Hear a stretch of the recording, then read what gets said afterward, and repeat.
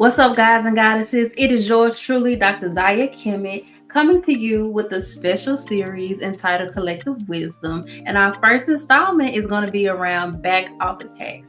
Now, I felt the need to create this series because there are so many new and beginning entrepreneurs that are out there that need a refresher. Some people need a step-by-step business coaching on basic things about how to start their business. Some people need coaching around their mindset and so many other things that go into starting a business. And it's something that I'm seeing very often in a community where though there are so many African Americans beginning their entrepreneurial journey. And so I've decided to create this series entitled Back Office Hacks: How to Start an Official Business in 5 Days. Okay, so we're going to be getting into a number of different things, but today's focus is purely over mindset matters. Okay, one of the most valuable pieces of coaching that you will receive is coaching around your mindset as you begin your journey as an entrepreneur,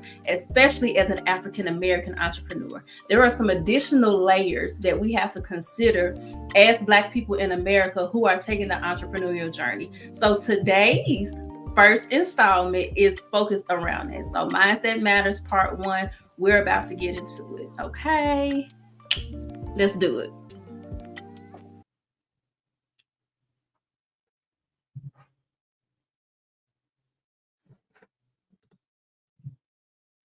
Now, before we get too deep into today's coaching session, what I wanted to do is first start by introducing myself. Many of you may know me by Dr. Shorter. Some of you may know me by Zaya the Lotus, but today I am Dr. Zaya Kemet. I am taking my holistic practices and my professional knowledge as an entrepreneur of over 10 years who has provided business coaching to dozens of entrepreneurs. And I'm putting it all together with my instructional curriculum building expertise to kind of paint the picture for us as entrepreneurs when it comes to our mindset. So allow me to get into my pedigree and my credentials so that you can really see what all I bring to the table. My ancestors hail from Benin and Togo, Angola, Mississippi, Tennessee, Illinois, Oklahoma, and so many more. I am a psychic medium, and I possess many of the clairs, with claircognizance and clairvoyance being two of my strongest gifts. I am an educational leader. I specialize in literacy, special education, curriculum and instruction, and responsive teaching. I am also an alchemist who specializes in Kemetic science, Ifa, and Hoodoo. These are my birthright. Those traditions run through my veins, and I implement those practices into my day-to-day living in business and personal life. I am an activist. I am the founder and CEO of the Carrie Mae Williams Center, where I advocate for the healing of Black families through mental health research and building resilience in youth and increasing the emotional intelligence of adults. We build resilience in youth through the Millionaires Academy, which is an academy that teaches entrepreneurship, leadership, Black economics, and so many other pieces. The research has proven one of the best ways to cultivate resilience in youth who've experienced childhood trauma is to put them in leadership roles, to show them how they are supported by their community, and to continue to just, cultivate their social and emotional skills.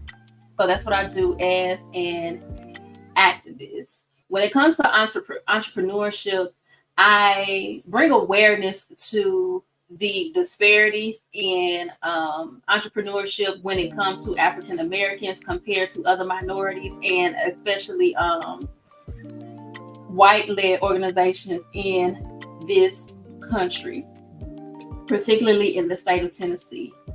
And last but not least, I am a life and business coach. Nymphaea Essentia is my business practice, where I coach people on how to leverage their strengths and embrace their divinity.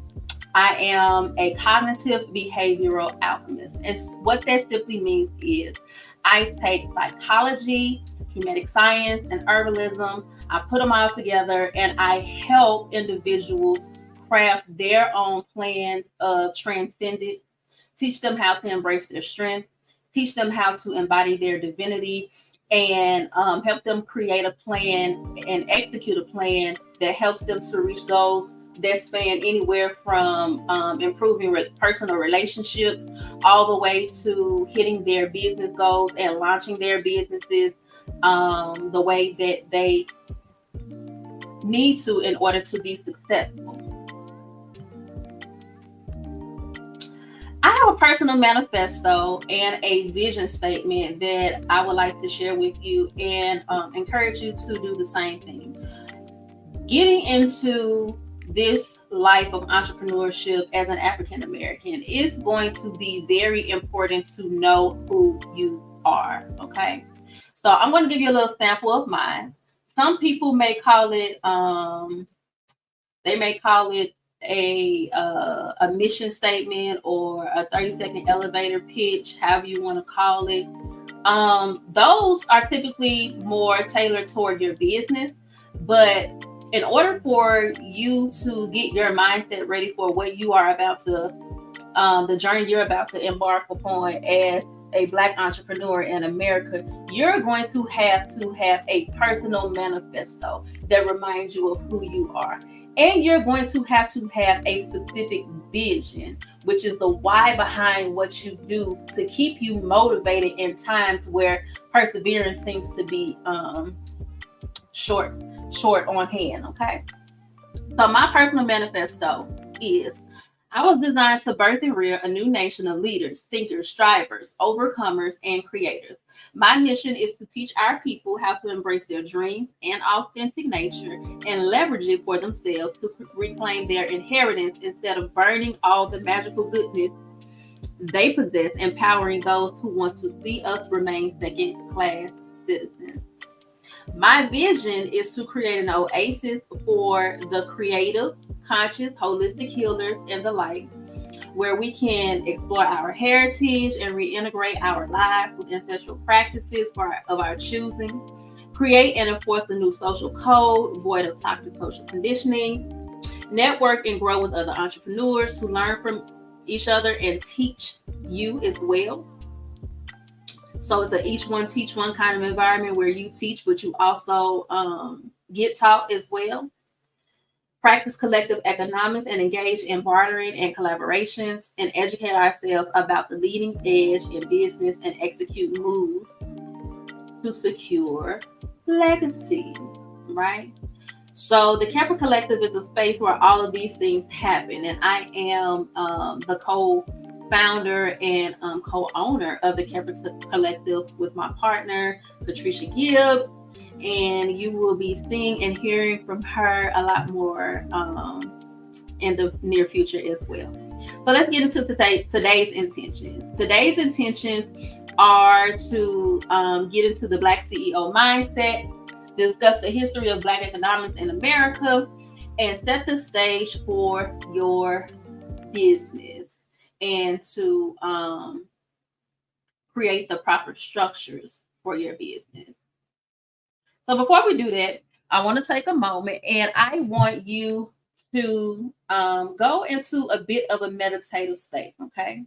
But yeah, just think about what it was like back in the day being a joyful Black boy or a joyful Black girl full of all of these ideas about life and who you wanted to be and what you wanted to do when you grew up.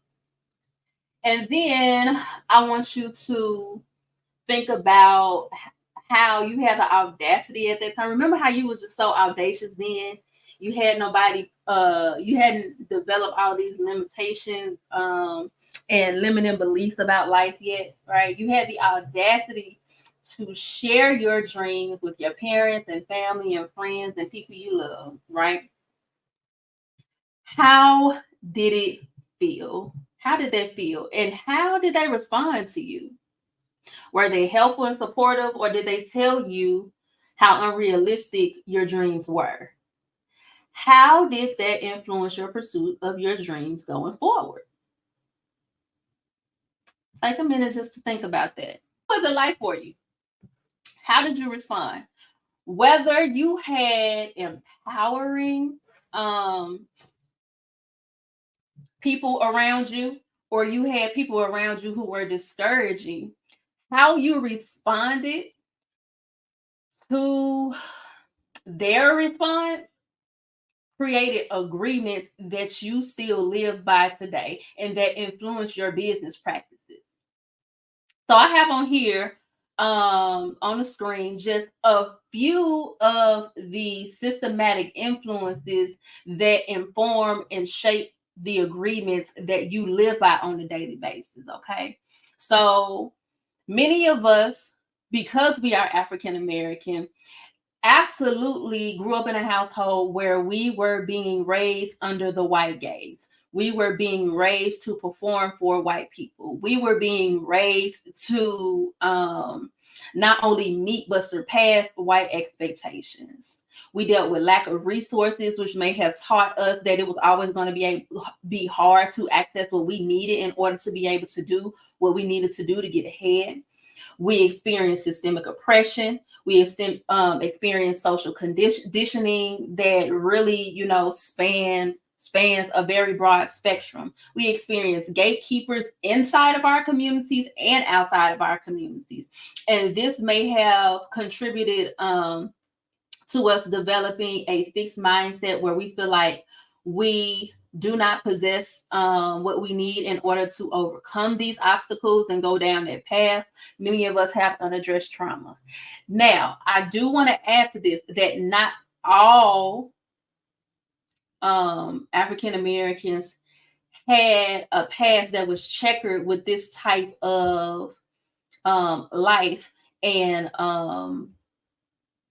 behavior molding experiences. Some of us did grow up in households where our parents were empowering, where we got to watch our parents engage in ancestral practices and alchemy, and we got to be encouraged by them, and we got to be challenged by them, and we got to be developed socially and emotionally in a way that prepare us to be who we are authentically and unapologetically, right?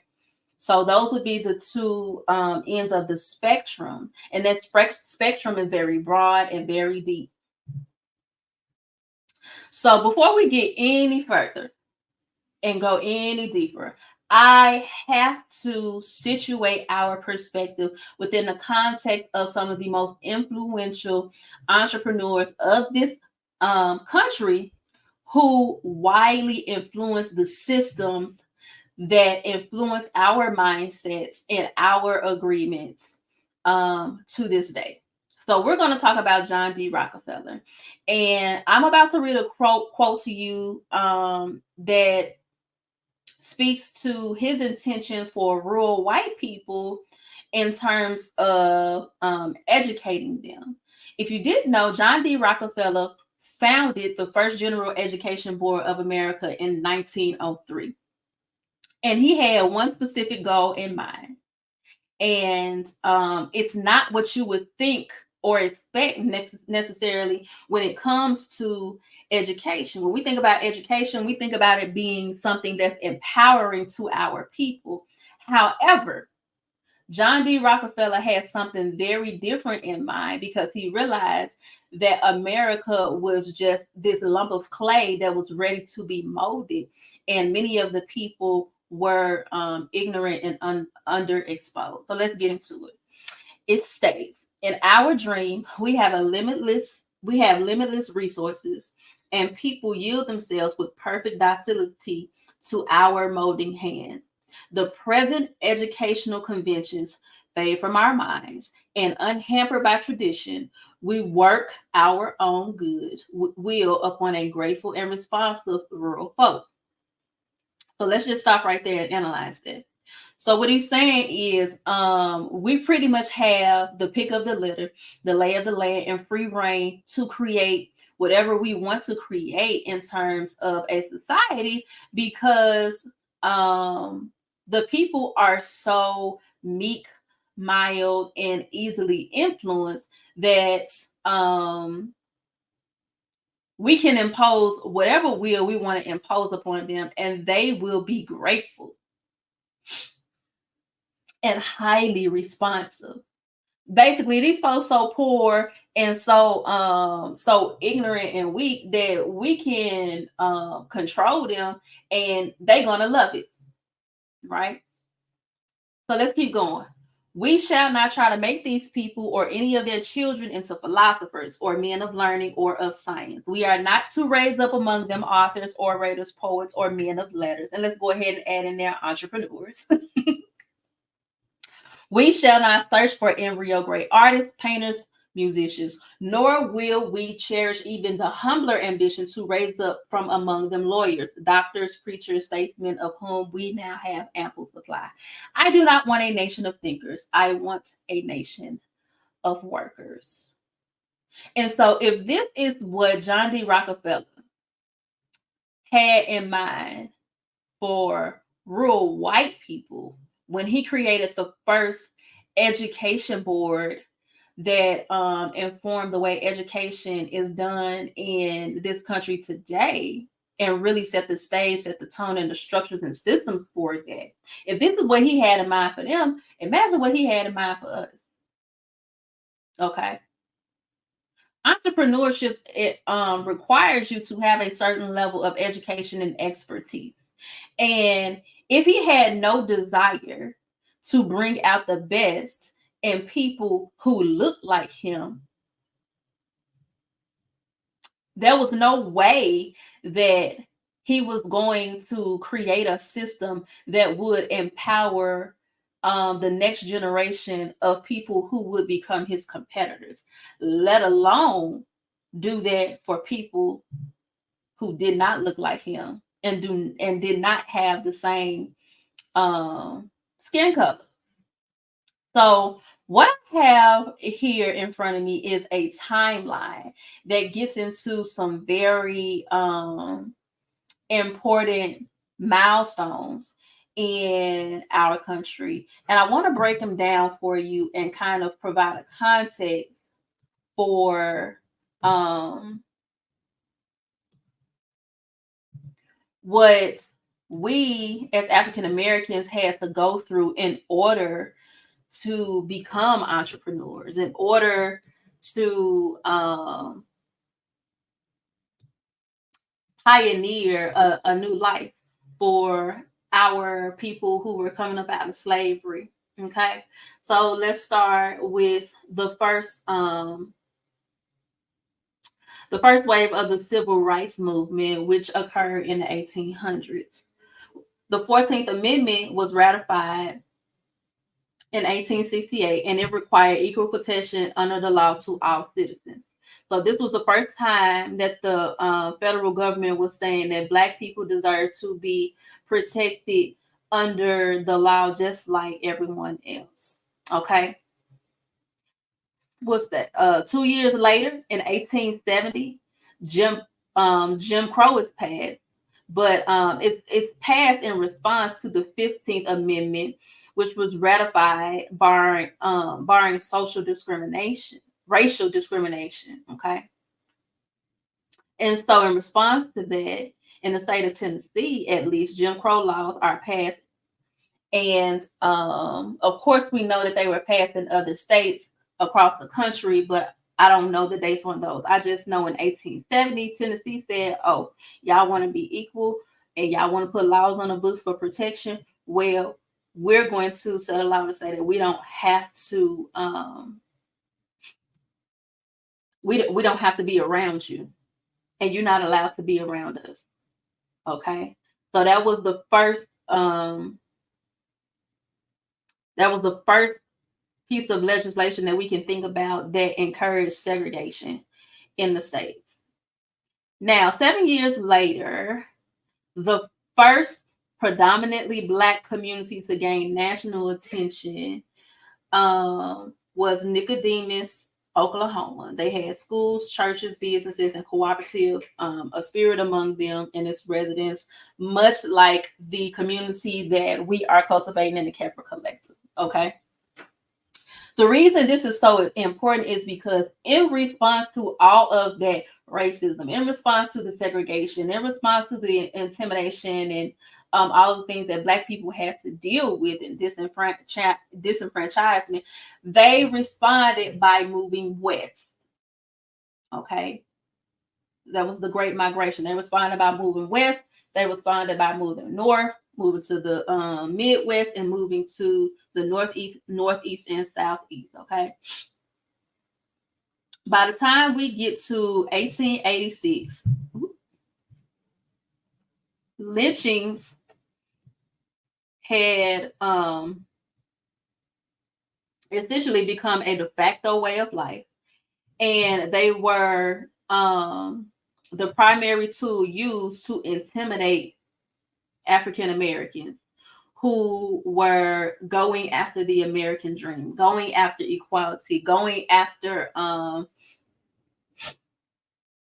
wealth and luxury in this country. And so some of the more horrific experiences that followed that happened during that time was just we know we've heard about Emmett Till, we heard about the church bombings in Alabama. We know about so many different kinds of bombings, but before we get into the direct acts of terrorism that were performed against African Americans because of legislation that was created to protect us, let's talk about John D. Rockefeller founding the first General Education Board in the United States, right? And he had a goal of creating a nation of workers. Well, just 18 years after that, the Tulsa massacre happened, and 1,256 homes were burned to the ground, reducing 40 blocks of Black-owned businesses to ashes in the matter of hours. 2 years later, the same thing happened to Rosewood in Florida. And excuse the typos, y'all. Canva, I promise you I went through and I changed these, but Canva, it does something weird where it changes them back. All right. So let's get into the rest of this timeline. So we have the Tulsa massacres that happens in 1921, and then we have the Rosewood massacre that happens in 1923. Then we have the Civil Rights Act of 1965 that takes place and essentially puts another law in place to protect African Americans. Okay.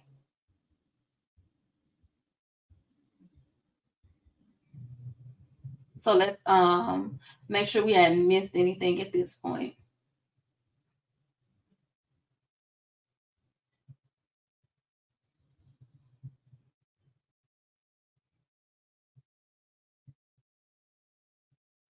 Yeah, so we had the Civil Rights Act of 1965 passed. And then a few years after that, the Minority Business Enterprise was established in 1978. Okay. And this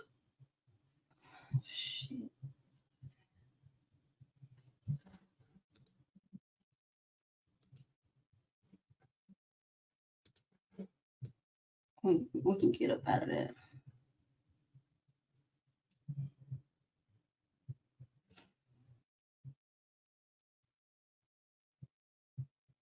Okay. So let's get make sure we don't miss anything.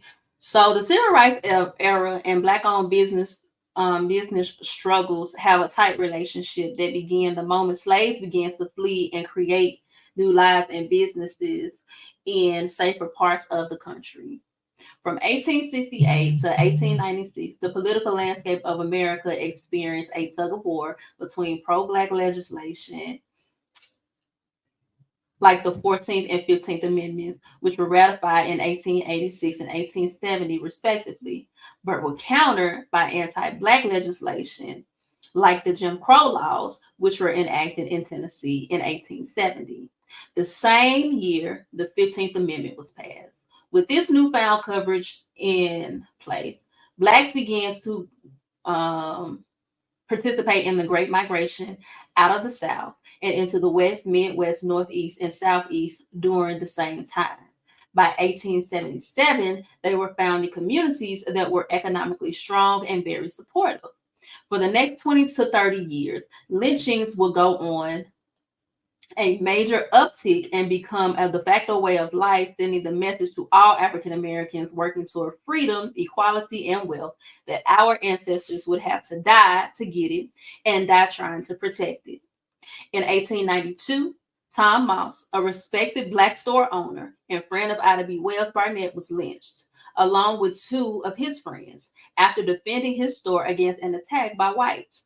Wells, who was outraged, attacked the evils of lynching in her newspaper. She also encouraged the Black residents of Memphis to leave the town. Her newspaper headquarters were burned to the ground, and she was threatened to never return to Memphis. And so she relocated to Chicago. By 1903, John D. Rockefeller sees an opportunity to implement mass control of rural white people with free education and establishes the first general education board in this country, in which he injected more than $120 million over the course of the next 70 years. With Plessy versus Ferguson setting the precedent of separate but equal by 1896, this man of great influence and wealth used that influence to further empower already hate-charged communities even further with schools and jobs that perpetuated their ignorance for personal gain. The board was disbanded in 1973, but its influence undoubtedly set the tone for the racially polarized education systems we experience today, post-desegregation. So while Blacks are fighting for their lives on all fronts in this era, whites are becoming more emboldened to terrorize Black communities and local communities by local governments across the country.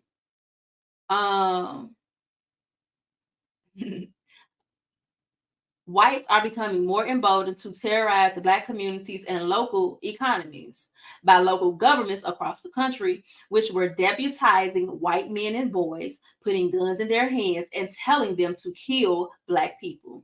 One of the most notable massacres of that era was the Tulsa Massacre of 1921, which reduced 1,256 homes and 40 blocks of Black excellence to ash in a matter of hours. 2 years later, we will see the same thing happen in Rosewood, Florida, where because a white woman accused a Black man of raping her, they terrorized the entire town and burned it to the ground. The terror did not stop there. After burning it all to the ground and killing hundreds of our ancestors, laws were enacted to keep these communities from rebuilding. Local policies and housing authorities were complicit in the conspiracy, working collectively to keep Black people out of enterprise and to take their homes and properties. About 40 years later, the Civil Rights Act of 1965 is passed, and it laid the foundation to protect not only Black people, but people of color and all backgrounds from discrimination and oppression. The passing of this law led to several amendments over the decades to protect people with disabilities, women, the elderly, and virtually any other group of disenfranchised people. It created the perfect storm to introduce legislation and political initiatives that protect minority-owned businesses. And so one of the first intentional rules or piece of legislation that the government created was the Minority Business Enterprise of 1978. This organization or this coalition or department in the government was designed to help Black-owned businesses be able to fairly compete. Okay, so in collaboration with the Small Business Association and organizations like SCORE and the AA program, Black-owned businesses and other minority-owned businesses in this country were able to gain what is called an 8A certification, which allowed them access to earmarked funding and government contracts that could not be challenged against that could not be challenged by whites. Okay, so every year this country earmarks a certain amount of government contracts for minority-owned businesses, and if you have that certification, then you're able to receive those contracts and not have to worry about trying to compete with white-led organizations. Well, the process to be certified, to get this certification, was relatively easy up until 2023. Before then, all a minority-owned business had to do was to show that it was at least 51% led by a minority, and check the box that they were a minority. And if you check the box that you were African American, then it was automatically assumed that you had experienced racial hardship. You just, submitted the rest of your paperwork and you went on about your business. Well, a white woman from East Tennessee by the name of Celeste Bennett sued the SBA in 2023 because she did not qualify to join the 8A program because she did not meet the requirements for racial hardship. And so she sued them and set a precedent in which now, as a minority-owned business, you don't just get to check the box anymore. You now have to go through the painstaking process of writing a narrative justifying your racial hardship in this country. That was just in 2023. So I want you to take a moment and think about that.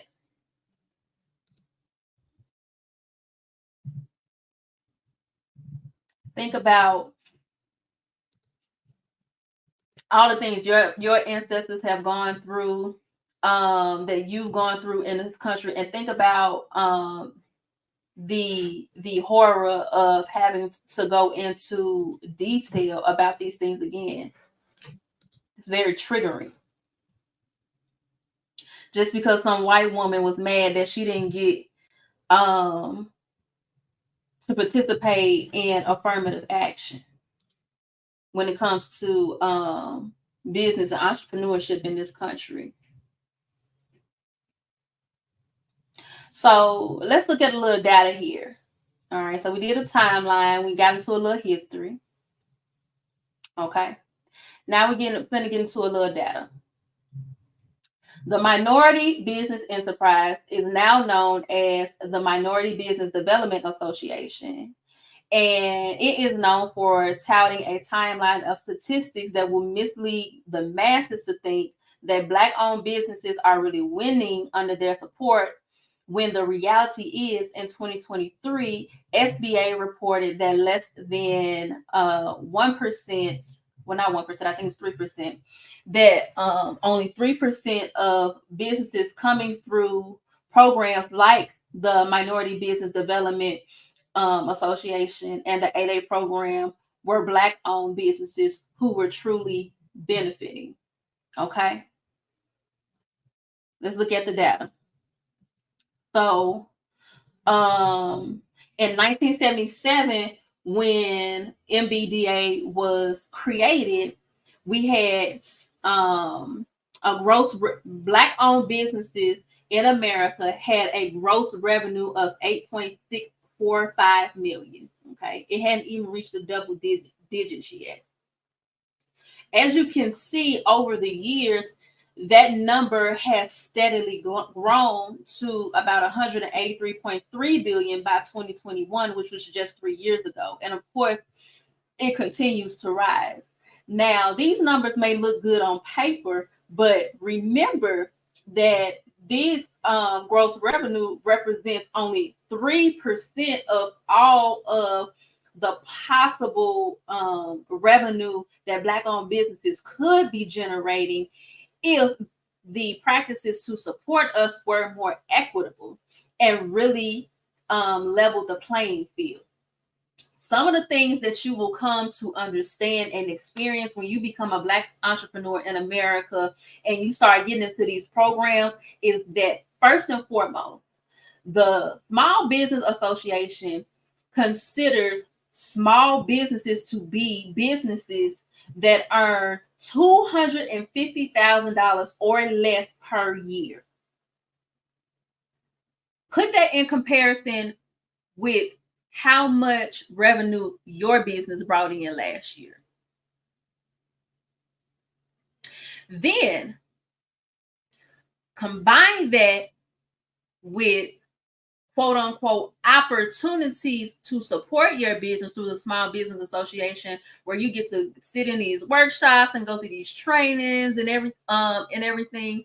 And when you get there, the resources that they are providing do not start at the level where we are in business.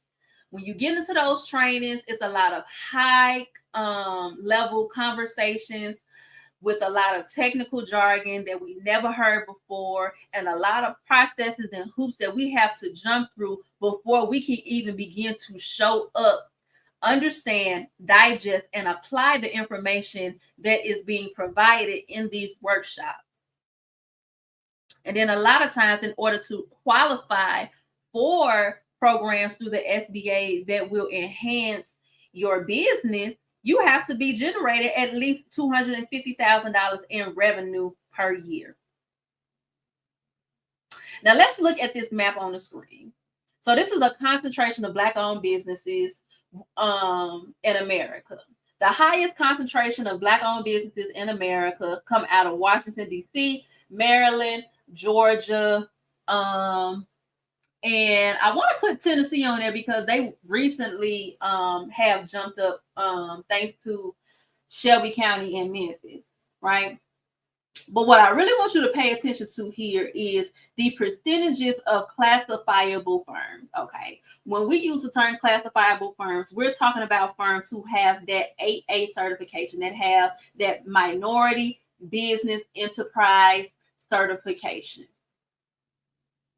In Washington, D.C., 15%. Maryland, 8%. Georgia, 8%. Think about that. Oklahoma was one of the first states where Blacks fled to and began to create all of these different townships and cities and businesses. And it was literally the epicenter of Black entrepreneurship in this country. And we don't even have a dot on the screen, baby. Think about California. Think about all the people in Texas. Think about all the people down there in Florida, in the Delta. All these places where we reside, where we don't have enough representation to generate the kind of revenue that would change our lives. All right, let's keep moving. So let's check the stats on the Minority Business Development Agency's real influence on Black-owned businesses. Okay, let's talk about it. So even though the number of Black-owned businesses have grown astronomically in the past 5 to 7 years, Black-owned businesses still make up only 3% of classifiable firms and only accounted for 1% of gross revenue from all classifiable firms. Let's keep going. So we've already discussed what a classifiable firm is, so I'm not going to get into detail with that too much here. But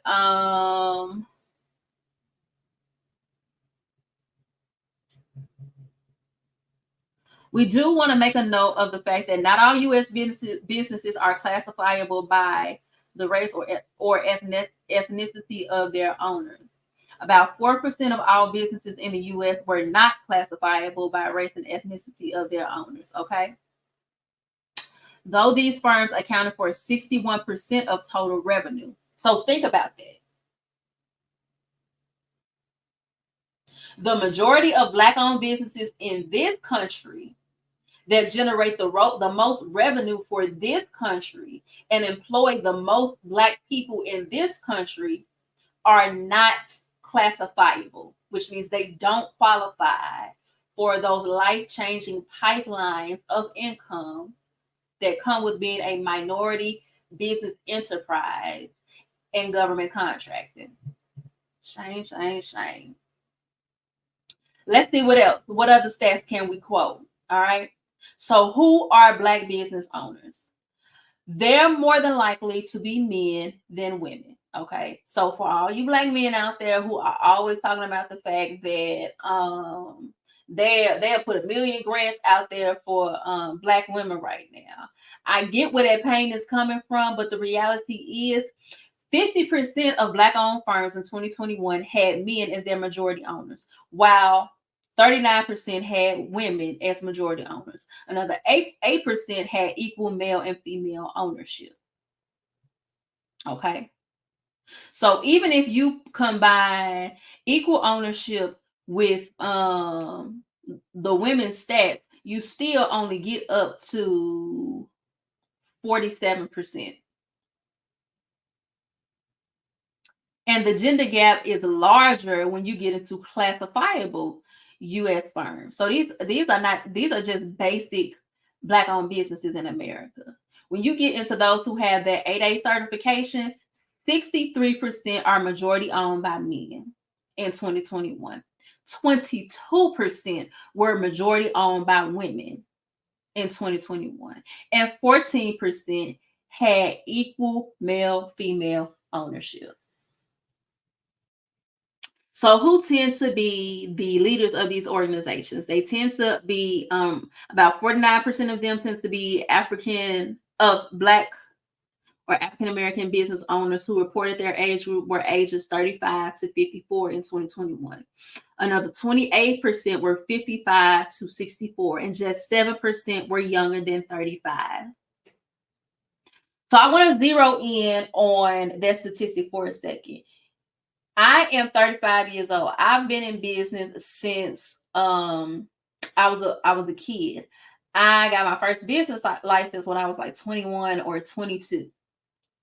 If I had been taken through the business incubation programs that would have helped me, I could have really set a precedent by now.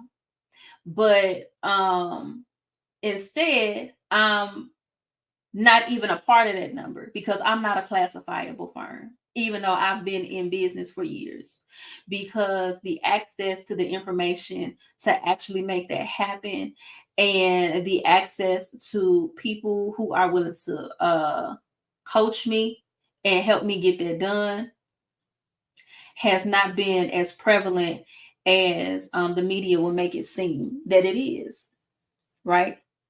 And then they go on to say that a majority have a college degree. So when you think about the fact that less than 7% are younger than 35, I want you to hold on to that piece of data because we're really finna get into it in just a second here, okay? So here they talk about the fact that 2/3 of Black-owned businesses have fewer than 10 employees, okay?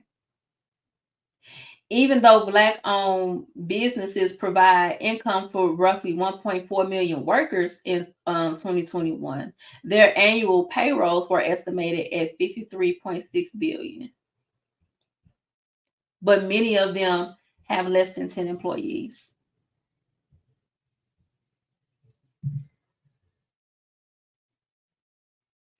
And so they get into discussing some of the most common fields that Black-owned businesses go into, which is healthcare and social assistance. And only 7% of all of those classifiable firms were Black in 2021. So why does all of this matter? Before I go into my rant on my series of bullet points on the screen, let's talk about that piece of data where we discussed that only 7% were 35 or younger. The number of laws that I'm about to read off to you that have popped up in response to the uptick in Black-owned businesses in America is alarming. Okay. And if we're not careful, the largest percentage of Black entrepreneurs in this country will die off within the next 20 to 50 years because they are baby boomers and Gen Xers. Okay. So that means right now, while we still have a small window of opportunity, it is pertinent to the survival of our economy and the expansion of our economy in Black communities that we begin to educate young people and empower them with entrepreneurship that is officially established and fundamentally sound now in large numbers. So while we are creating these entrepreneurs programs and incubators for adults, that's wonderful. But we really need to be turning our attention to the youth because they have the greatest potential to revive Black Wall Street and ensure that it never dies again. All right, now let me get into it. So let's be real, okay? We cannot afford to just go get an EIN and set up a cash app and start doing business anymore because small businesses are now being monitored more closely than ever. We have to pay attention to the laws. Affirmative action was just stricken down last year. The 8A program amends its admission process just last year. Small businesses now have to report beneficial ownership to the Financial Crimes Department as of January 1st of this year. They have begun to tax the income of $500 or more on platforms like Cash App and Zelle and all those other things. And that started back in 2022? And now the Biden administration just passed a new rule attacking independent contractors, freelancers, and any other side hustles that you can think of, requiring them to report as W-2 employees if they rely on one contract to keep their business running. So if you were smart enough to go and set up an LLC and have all of your income for your ride share through DoorDash or Uber or Postmates or whatever you do, or Amazon or FedEx or whoever you deliver for, to go through your LLC, and that is your only source of income, you are now required to be classified as a W-2 employee. Okay. And so when you think about that, I don't know if y'all have seen that post floating around of the 9 some odd large businesses, not including Amazon, who are in the process of closing stores across this country. Stores like Dollar General, Dollar Tree, Walmart, so many others. If you go on my page, you'll see the post. Or if you go on the Khepera Kollective, you'll see the post in there because we're going to have a discussion about it.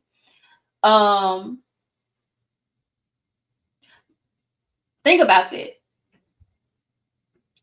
Biden claims that this new law is supposed to protect small business owners and freelancers and contractors by ensuring that they are getting a payable wage, when really that's not what it's about at all. How could it possibly be designed to protect freelancers when it increases the amount of expenses that a big business will have to incur in order to employ them? So what's going to happen is you're not going to be able to be an independent contractor anymore. You're going to have to be a W-2 employee. And if you're a W-2 employee, that means there are less slots available. Because that comes with salary, that comes with insurance, that comes with, taxes. That's what it is. It's a lot easier to track you and make you pay taxes when you are a W-2 employee. That's what it boils down to, honestly. So side hustles are being attacked. And who are the greatest number of people who population using side hustles to support their families and their communities in today's society? Black people. Other minorities don't have to stay with the low-hanging fruit because they're getting the AA certifications. They're getting the loans. They own the gas stations. They own the nail shops. They own their own grocery stores.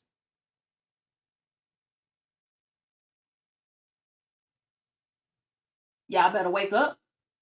In order to prepare for the road ahead, we are going to have to rewire our whole way of operating and have solutions, okay?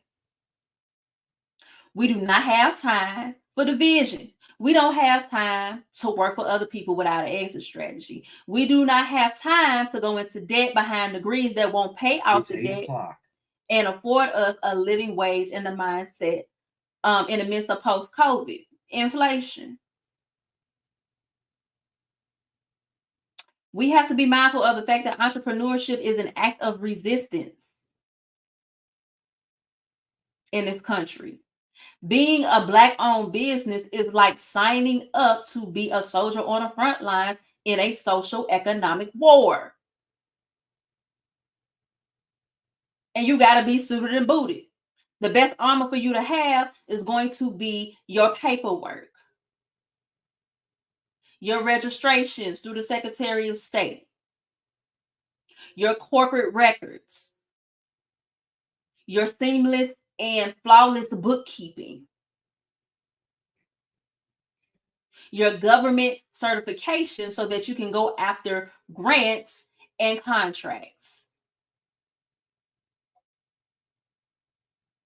And the young people that you employ and teach and empower with these skills so that they can come through with the same thing, so that by the time they reach 18, they are hitting the ground running and busting the door wide open. In order to do this, we are going to have to rewire our DNA to succeed. Our beliefs are going to have to evolve. Our habits are going to have to evolve. Our routines are going to have to evolve. Our circle has to evolve.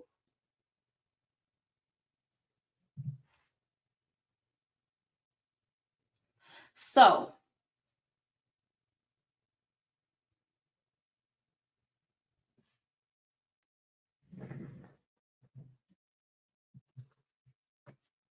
now we've reached the mindset portion of this training and this coaching, where we get into some practical, tangible strategies to help us evolve our behaviors and our habits so that we're prepared for the road ahead. Okay. So let's get into it.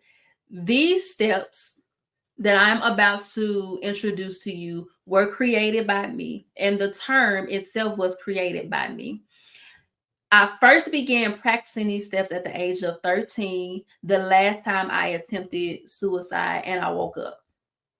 I was so frustrated by the pain and suffering that I was experiencing that I asked God, why would you allow me to live if I'm going to have to continue to suffer through situations that I cannot control? And I was given my vision at that time to heal Black families. When I asked that question, God responded to me and said, you're going to heal Black families. And so in that moment, when I accepted that mission, I then began this internal cognitive process where I was analyzing the situation. I was realizing what I could and could not control. I was insulating my sensitivities, my triggers, and the such by developing coping mechanisms that would help me to get through the things that I had to continue to deal with that were out of my control. I began to identify ways to speak my truth. And then I began to elevate my situation by elevating my behavior and my mindset. Okay. And for the next 6 years until I went out to college, this is what I did. All right. So it's called the Rise Pillars of Transcendence. Let's get into it. The Rise Pillars of Transcendence are a methodical system of reflection and transformation that I developed on my holistic journey. I began practicing these steps at the age of 13 after attempting suicide for the final time. I didn't have a name yet, and I hadn't gotten deep into the comedic sciences at all, but intuition kicked in and guided me through the thought process of accepting what I could not change, detaching, shielding myself from harm, and engaging in coping mechanisms that would help me ease the pain and elevate my thinking and behavior around difficult and traumatic experiences. Now, as an adult, a leader, healer, activist, and entrepreneur, I use these steps anytime resistance or hardship arise in my life. I've coached dozens of people to date through these steps to help them in life and business, and I've recently launched a planner that you can use to craft your own journey of transcendence, which guides you through these steps. The concept is simple in theory, but it takes discipline, commitment, and open-mindedness in practice to see results. The most valuable aspect of this process is that it is versatile enough to support you in any aspect of your life, especially business. So, what are the 4 steps? It's very simple. Step 1 is to realize and recalibrate. So, this is about internal reflection and radical truth, accepting the uncomfortable truth about yourself, others, and situations you can't control. Insulating your sensitivities with self-care, coping skills, and support systems. Speaking your truth through storytelling, intellectualizing your trauma, admitting your mistakes and shortcomings, affirming your strengths, gifts, and greatness, and creating a new story. And then elevating your lifestyle by replacing old words with new ones that align with your new lifestyle. Replacing old habits with new ones that align with your new lifestyle, and replacing old relationships with new ones that align with your lifestyle. Okay. Becoming an entrepreneur will require you to have some practical tools that will equip you to grapple with the obstacles you will face. These pillars are a set of skills you can use to help you grapple with the physical, spiritual, and psychological elements in your unconscious and subconscious mind that need to be transformed. All right. It is a methodical system of reflection that requires you to trace and analyze the source of your problem, delineate the difference between uncomfortable truths that you can and cannot control, and begin the work of unlearning harmful concepts that are working against your divine design and desired outcomes. So, this is the foundation for the cognitive behavioral alchemy, the strengths coaching, and the divinity coaching that I provide to my clients. All right. So I'm going to give you some practical tools today that are included in the Rise Pillars of Transcendence and that are integral to crafting your transcendence journey. Anybody who participates in coaching with me is agreeing to go on a journey of transcendence with me. Okay. And so, in order to be prepared for the journey ahead, the first thing you're going to need to do is create a personal manifesto and a vision similar to the one that I introduced to you in the beginning of this video. Then you're going to have to engage in some time management tasks and activities that will help you to be successful.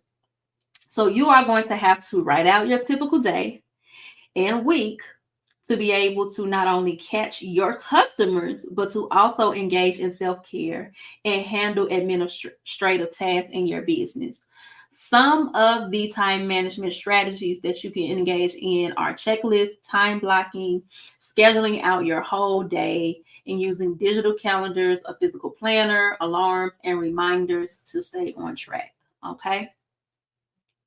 Remember, you have a typical schedule that existed before you became an entrepreneur, and your clients have a typical day that requires you to meet them where they are so that you can solve their problems with your goods and services.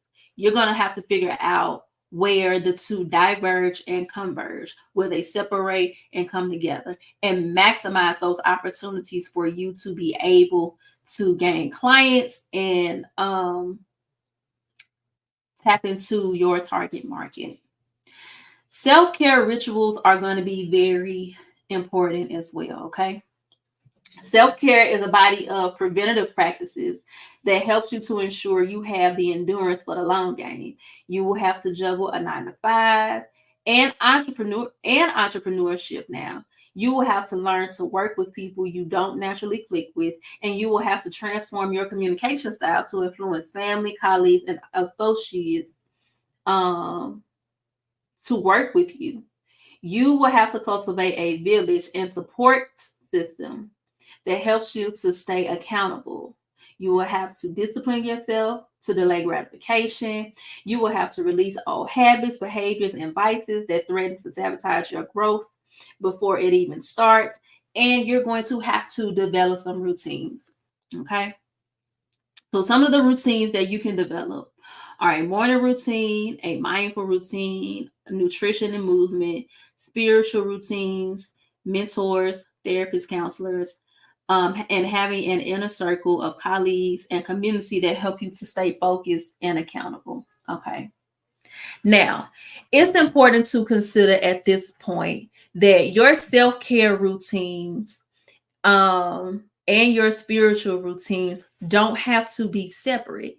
You can, like for instance, what I do is I just wake up a few hours early before my workday begins, and I engage in my self-care routines. I engage in my spiritual routines, my mindful routines, and my movement routines before I even start the day.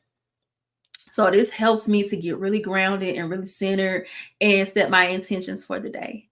Then throughout the day, I infuse my workday with moments of mindfulness where I unplug from everything around me and all of the stimulation that I have been engaging in for, high levels of time.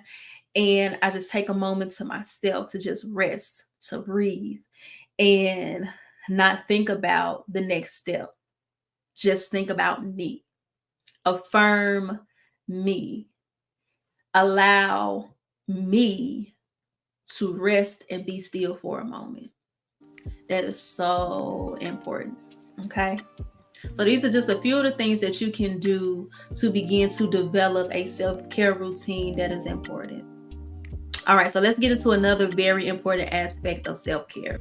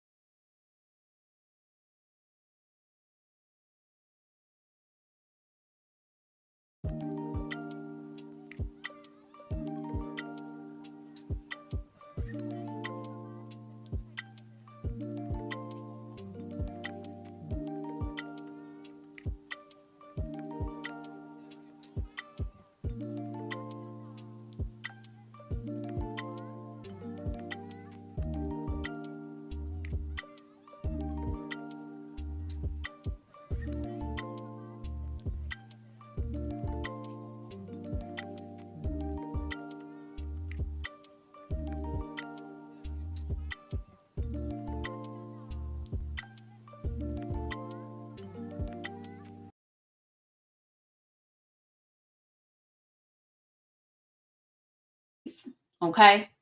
Boundaries are inevitable when you change your lifestyle. And agreements. You reach a place in your personal life where you have rejected certain ways of seeing the world and dealing with the world, and people who are used to the version of you living life through that old lens will experience an abrupt disruption they don't understand and will naturally resist. Okay, you will have to be strong. You will try. They will try to manipulate you. All right. Consider this as an act of war. Learn the signs and develop a response system that increases in severity with the violations. Okay, so if it's just something small, you don't need to overreact. Sit and think about the ways in which people have already or may possibly violate your boundaries, and consider the proper ways to respond. Okay. Being new in business makes you a mark, okay? It's some people out here that's gonna look at you as a mark or look at you as a lick, okay? That's just the reality. For people who have risen to success by exploiting others, they are gonna look for ways to exploit you, to manipulate you. They're gonna look for your weaknesses, and they will be on the prowl. Okay. There are some real hunters out here. I don't know if you've ever heard the term, but if you ever follow entrepreneurs, successful entrepreneurs, they will tell you that entrepreneurship is war. It's economic war. It's legal war. It's mental war. You got to get ready for that. So make sure you are learning the signs and symptoms of predatory business practices and discriminatory business practices. Know your rights, know the laws that govern your industry, and who you can go to for reinforcement and advocacy when people start trying you, okay? Because it's going to happen. It's also going to be important for you to know the difference between the 3 C's, okay? Constituents, comrades, and confidants. So let's get into it. Constituents may want what you want, but they may not be willing to ride or die with you, roll with you through thick and thin, okay? They may be willing to collaborate to achieve a certain goal, but they are most certainly doing it from a transactional space. They, more often than not, have an ulterior motive, and you have to practice discernment to detect, okay? They are not above playing a role to get what they want from you. It's important for you to know that. Comrades, though, however, comrades are driven by passion, anger, and frustration. They want allies in getting justice and or revenge. They are comfortable with practicing the ideology of the enemy of my enemy is my friend. They more often than not don't have much to lose or are so impulsive that they will risk it all, okay? Pay attention to the subtle indications of what motivates them. How do they carry themselves daily? How do they treat others in their presence and behind their back? Okay, so think about that. So what do I mean by how do they treat others in their presence and behind their back? Pay attention to how they treat people to their face. And pay attention to how they treat those same people when those people walk away and they no longer in the room. If they will do it to them, they'll do it to you, baby. Especially if it's a new relationship. You are not anybody that they have any type of allegiance to. You are not anybody that they have developed any motivation to be good to. So think about that. Let's talk about confidants. So confidants are there for you because they genuinely care for you and your well-being. They are your tribe, okay? Your kindred spirits who see you in all your layers without judgment and value the essence of who you are without desire for personal gain. They are honest with you. They consider how their behavior and decisions affect you. y'all, your confidants are the people that you include in your support system. And if you come from a background where you weren't necessarily trained or taught how to tell the difference between somebody who's a confidant, a comrade, or a constituent, and you are learning day by day from personal experience, then I encourage you to take it slow. Take it slow, okay? Don't go into partnerships with people who you have not vetted and who you have not been able to see in multiple seasons of their life. Don't go into collaborations with people who you haven't been able to see operate in their business on a day-to-day basis. Do not trust people with intellectual property without making them sign an NDA or having some form of proof that the ideas that you are sharing and using to collaborate with people are yours and you reserve the rights to them. All right. These are some very important things for you to consider. So that concludes our part 1 of Back Office Hacks, where we got into mindset matters. Okay.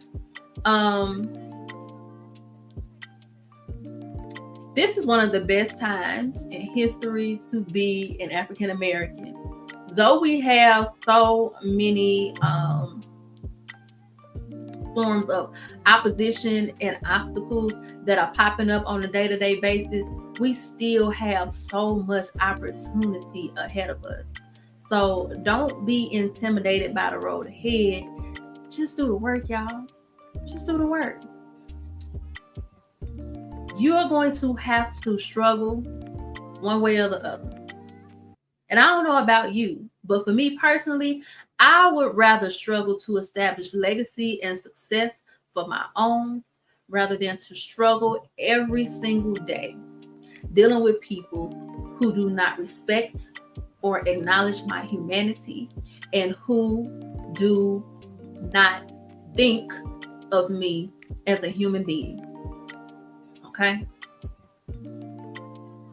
I am Dr. Zaya Kemet, and this has been part 1 of Back Office Hacks. I hope you enjoyed it. I hope you really benefited from the information that was shared here today. Do me a favor, okay? If the information I provided here today resonates with you where you are and you know you need some support making the transition, I encourage you to book a consultation and purchase a coaching package. If you're joining me from IG, the link is in my bio. If you're joining me from Facebook, the information is going to be in the captions. If you're joining me from YouTube, that information will be in the description box below. All right. All right, guys and goddesses of the collective. This has been a very dope experience. And I hope this information was beneficial to you. Please let me know what resonates. Please comment. Please invite people to the group if this information resonates. And last but not least, if you want to really start shifting your mindset and preparing your life for the journey ahead, I encourage you to reach out to me to purchase, to pre-order a copy of the Transcendence Planner. I will have a digital copy available for sale that I'm releasing within the next 7 days. And the physical copies will be available very soon. I have a release date for y'all very soon on those. All right, y'all. As I always say, I love you to life, and I look forward to taking this journey with you. Peace.